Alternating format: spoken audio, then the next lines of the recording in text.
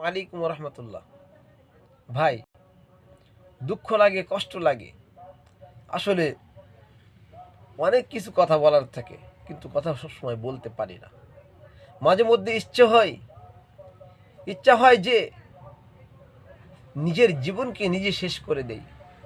যদি জাহান্নাম না হতো, আত্মহত্যা করা যদি মহাপাপ না হতো, তাহলে নিজের জীবন নিজে শেষ করে দিয়েই উত্তম ছিল।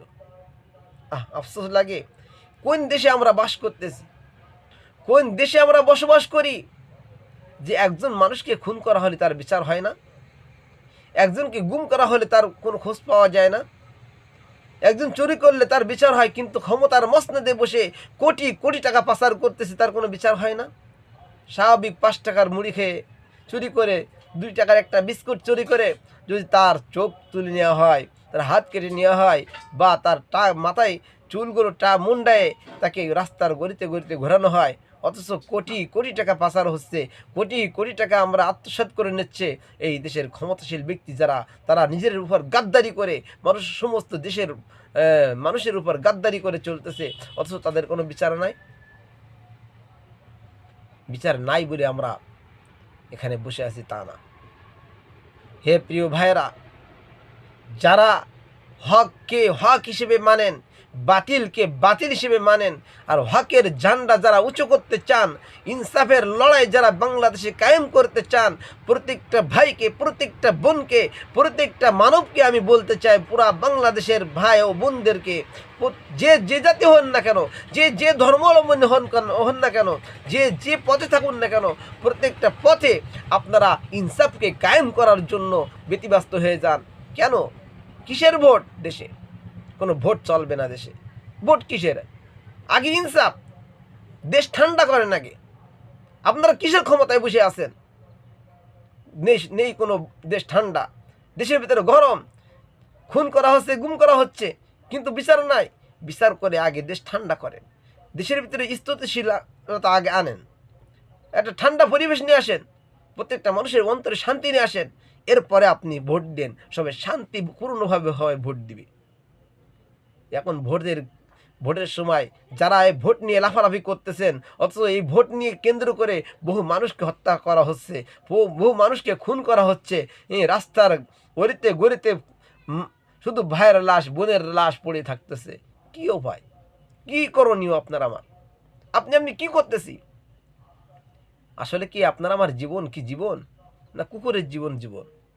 কুকুরকে মারলে বিচার হয়, মানুষকে মারলে বিচার হয় না। কোন দেশে বসবাস করতেছেন চিন্তা করেন। এই জীবনের মায়া করেন না। এই জীবন একদিন আজ আছে কাল নাই, শেষ হয়ে যাবে। এই একদিন না একদিন মরতে হবে, কিন্তু সত্য হককে জিন্দা করার জন্য মরেন, অবশ্যই অবশ্যই আপনার এই জীবনটা মূল্যবান হয়ে যাবে। ওই খোদার কাছে গিয়ে অবশ্যই নাজাত পাবেন। আর যদি হককে জিন্দা করার লক্ষ্যে না মরেন, ওই সমস্ত চাটুকারদের পিছে পিছে ঘুরে এই ভোটকে কেন্দ্র করে আপনারা ঘুরতেছেন এখন, কিন্তু আসলে আরও ইনসাফ নেই। ভোট পিছায় দেন, ইনসাফ কায়েম করেন আগে দেশে। ভোট পিছায় দেন, ইনসাফ কায়েম করেন দেশে। ইনসাফ আনেন আগে, আগে ভোট না, আগে ইনসাফ। প্রত্যেকটা মানুষের অন্তরে শান্তি নিয়ে আসেন, ভোট নিয়ে লাফালাফি করেন না। আগে ইনসাফ না। আমার ইনসাফের ভাইদেরকে মারা হচ্ছে, ইনসাফি ভাইদেরকে কেন মারা হচ্ছে? পাথরও শক্ত আর লোহাও শক্ত, দুইটা জিনিস শক্ত, দুইটা জিনিস শক্ত। জেনে রাখেন, লোহা দিয়ে পাথর ভাঙা যায়, টুকরো টুকরো করা যায়, কিন্তু পাথর দিয়ে লোহা ভাঙা যায় না, পাথর দিয়ে লোহা টুকরো টুকরো করা যায় না। ইমান এমন একটা জিনিস, ইনসাফের লড়াই এমন একটা জিনিস, এর লড়াই কখনো থামে না, এই লড়াইকে টুকরো টুকরো করা যায় না।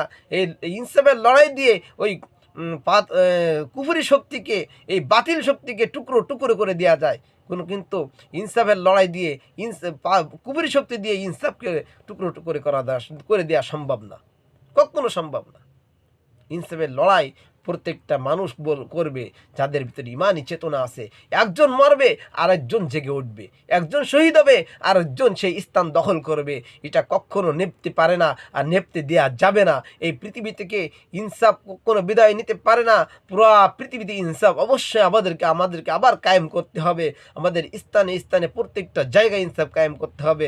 একজন হিন্দু, সে তার ঘরে বসে যেন সে খাদ্য পায়, সে হিন্দু, তারপর যেন অত্যাচার না করা হয়। একজন মুসলিম, তারপর অত্যাচার না করা হয়, একজন বৌদ্ধ তারপর যেন কোনো অত্যাচার না করা হয়, একজন খ্রিস্টান তারপরও যেন অত্যাচার না করা হয়। প্রত্যেকটা ঘরে ঘরে শান্তি পৌঁছায় যাবে, প্রত্যেকটা মানুষ শান্তিতে থাকবে। যার ঘর নাই তার ঘর দেওয়া হবে, যার চাকরি নাই তার চাকরি দেওয়া হবে, যার বাসস্থান নাই তার বাসস্থান, যার ব্যবসা নাই তার ব্যবসা দেওয়া হবে।